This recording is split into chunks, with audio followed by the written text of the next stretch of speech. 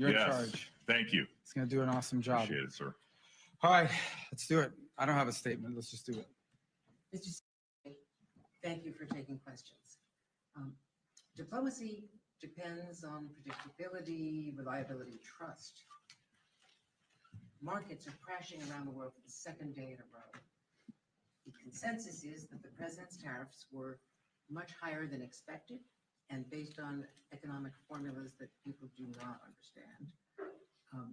What is your reaction and what is the impact on Europeans? You want them to spend more on defense, Yes. which they're agreeing to finally. But how can they do that when their economies are crashing and they are now No, their economies are not crashing. The markets are reacting. No, their economies are not crashing. Their markets are reacting to a dramatic change in the global order in terms of trade. And so what happens is pretty straightforward.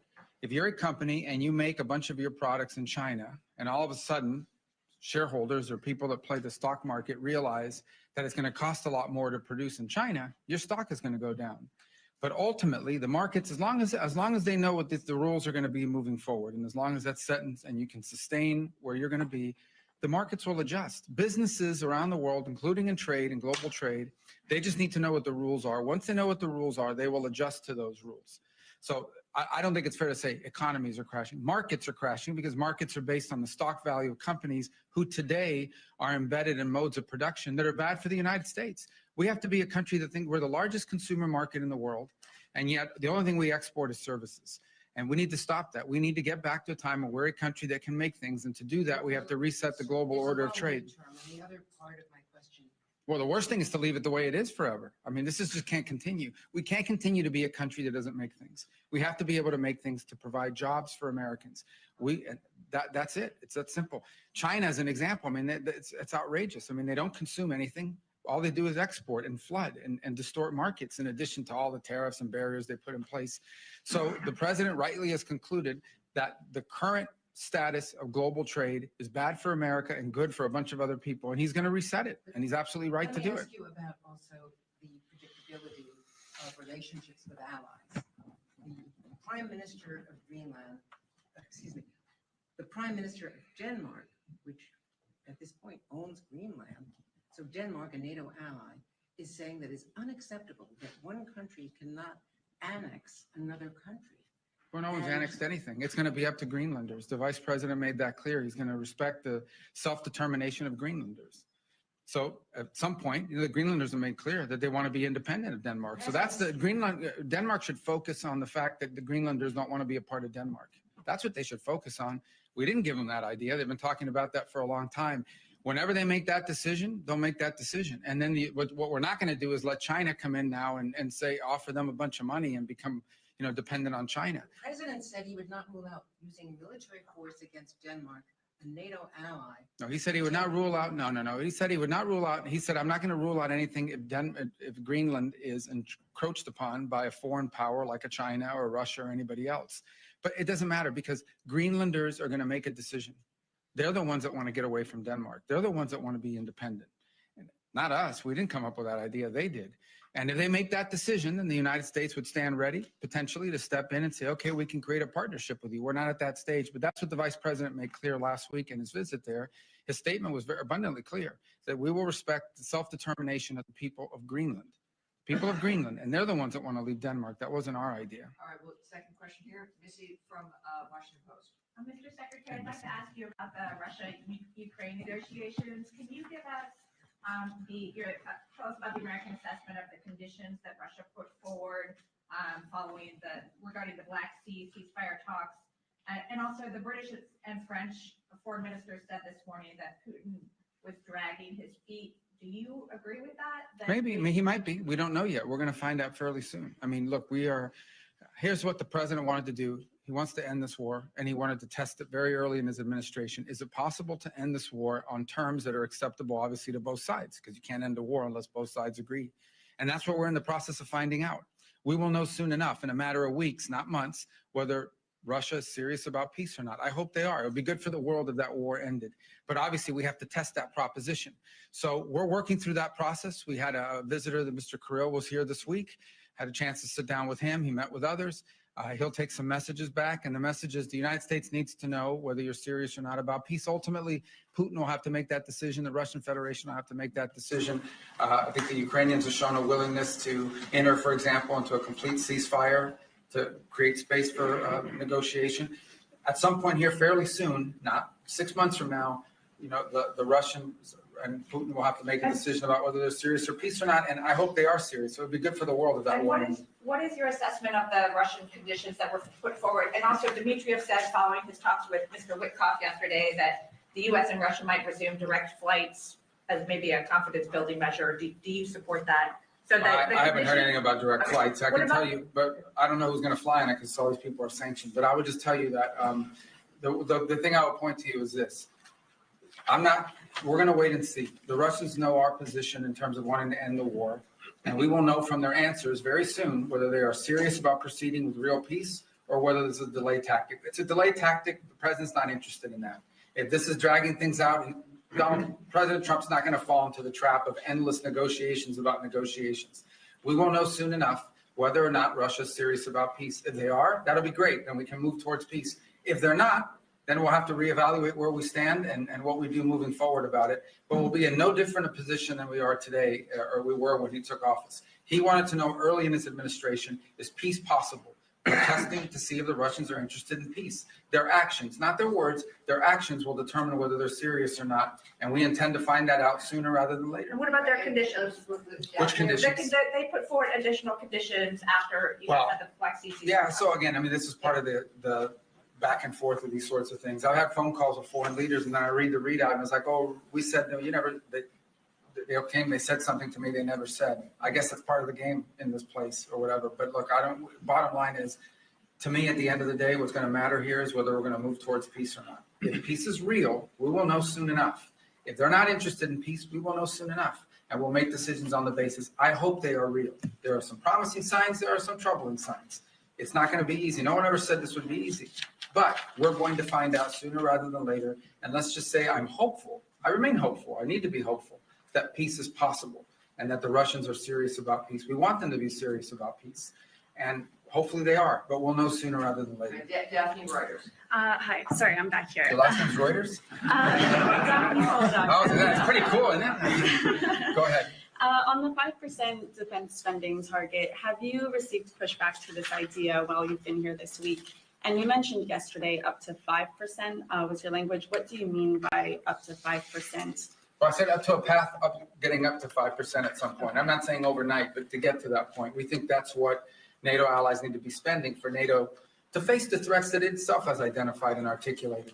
Here's the good news. The good news is everyone generally, with a couple exceptions, are spending more on defense today than they were 3, 4, 5 years ago. That's positive. That trend needs to continue. So the trend lines are good, but they need to continue. But this is not about spending, okay? This is not about money necessarily. This is about capability. In order for NATO to be stronger, it needs partners that are stronger. Okay, the United States commits a lot to NATO and continues to. We are as involved in NATO today as we have ever been, and we intend to continue to be. But it has to be a real alliance, and that means that our alliance partners have to increase their own capabilities. So hopefully 2 things have led to that. The first is the war in Ukraine, I think, has woken up a lot of people on the continent about real threats and real war. And the other is, I think, the pressure and the statements of President Trump that have been pretty consistent about increasing their spending. So this whole trajectory of more defense spending began, I believe, back in 2017, 2018, under President Trump's first term.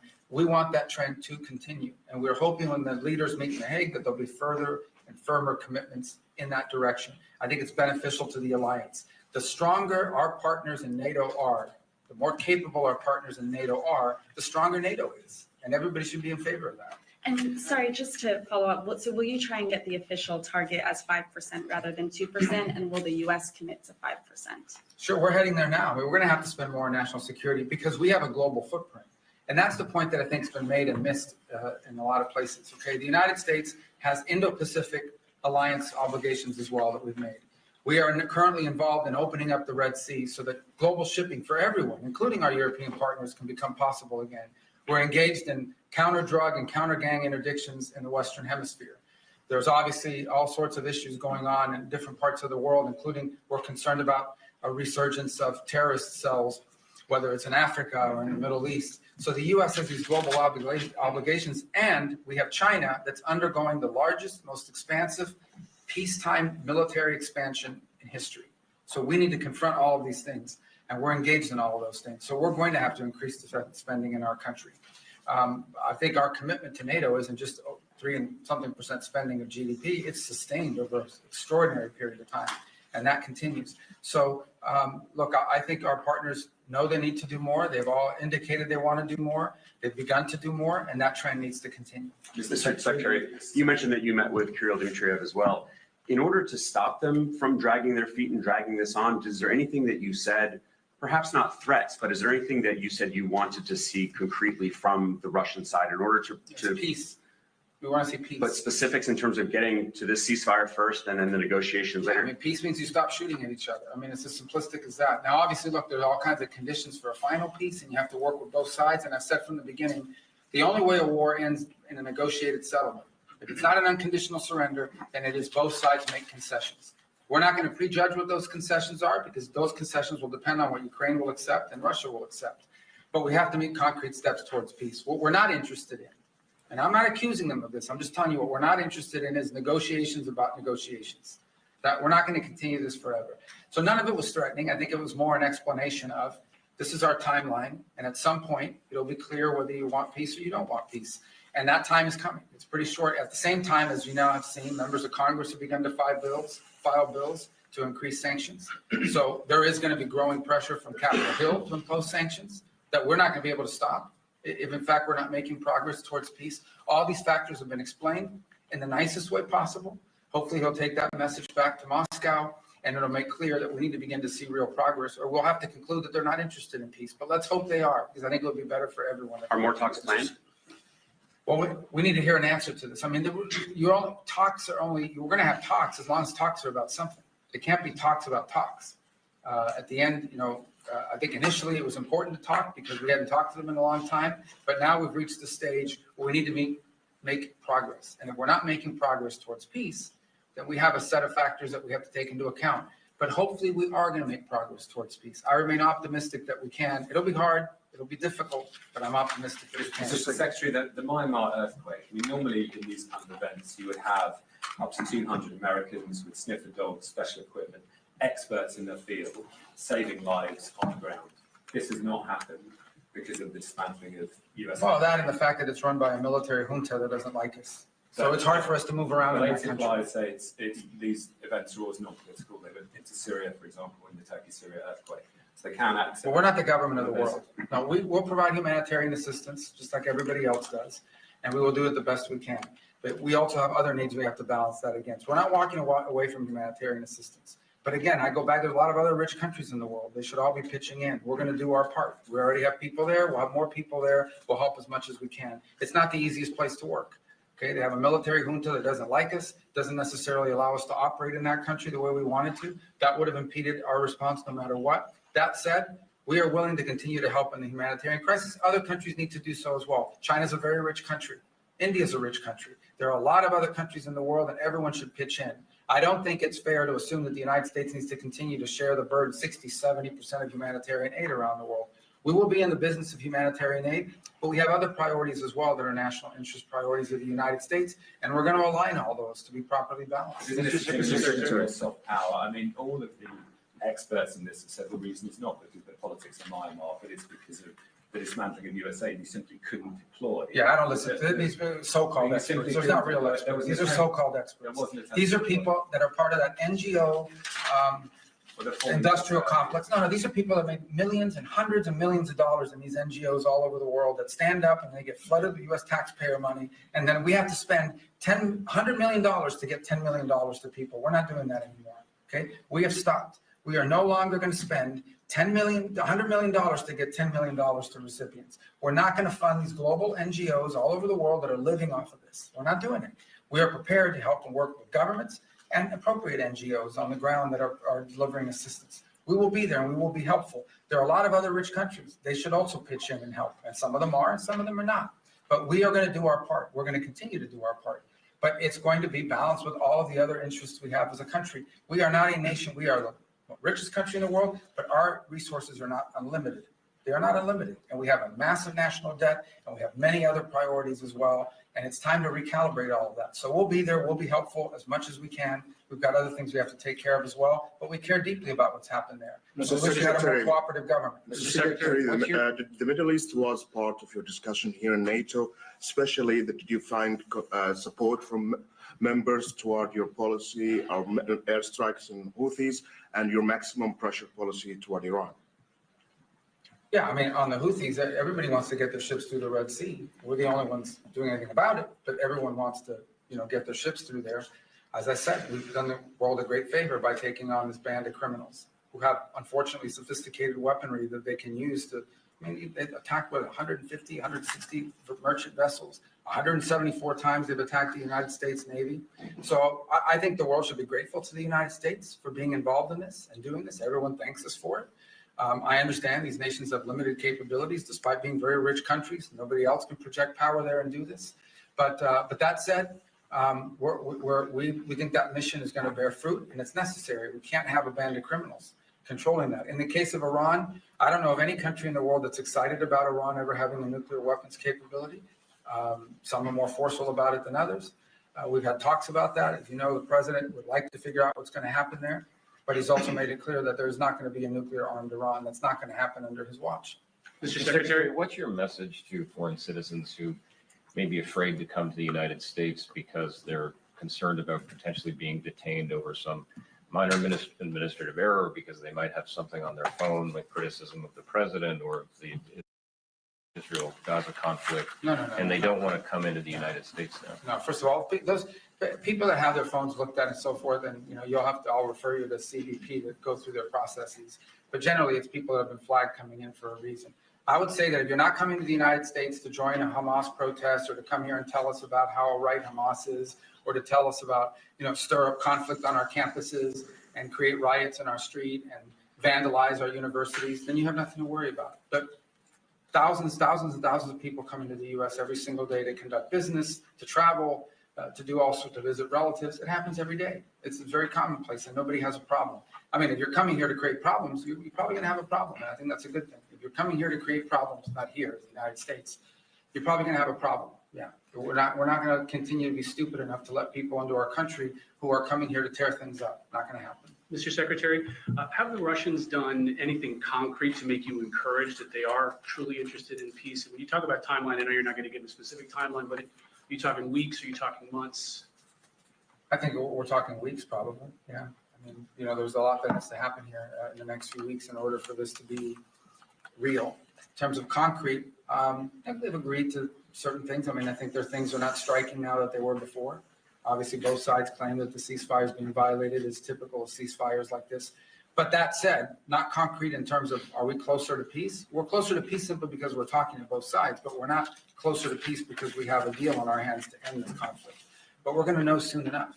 That's my point I make, everybody. People come, oh, well, Putin, you can't trust him. It's not about trusting Putin. It's not about trusting anybody. This is about actions. If you're interested in peace, you stop fighting. And you lay out the conditions by which you're willing to end a war. And they have to be reasonable conditions, right? Not crazy stuff. If you're interested in peace, that's what you do. If you're not interested in peace, then you sort of drag it out and you come up with excuses and you pull, and we know that. And we're not going to get pulled into that. But let's hope it doesn't come to that. Let's hope it, let's be optimistic that that's not the direction we're going. We're prepared if it is, but let's hope that we're not heading in the direction of this is just a delay tactic. All right, one more, and then we wrap up. Don't you guys want to go home? The ones that Your allies here and also Ukraine, they believe that Russia is actually preparing to launch another campaign, a military campaign, as soon as the winter season ends. Do you have any reason to doubt that? That they're going to do what? I'm sorry? The Russians they are preparing to start another military campaign. Well, then we'll know they're not interested in peace. And at this very moment, they're targeting energy sites. Can I get a reaction? Targeting what? I'm sorry? Energy sites in Ukraine. Well, again, I get it. That means they're violating the ceasefire. That's not a good sign, but I think that would tell you this, that ultimately this is a war right now. Things are going to be blowing up in Ukraine and inside of Russia because there's still a war going on. That's what we're trying to end. Okay, if we have a true ceasefire, which is what we wanted, a complete ceasefire, nothing should be blowing up. But the Russians didn't agree to that. They wanted a partial. And then obviously when you get into these partials, it's one of the reasons why we didn't push for a partial. We'll take it because it's better than nothing. But one of the reasons why didn't we push why we didn't push for a partial, because there's always disputes about what are you hitting and what you're not hitting. But in the end, this is still a war, and we want it to stop.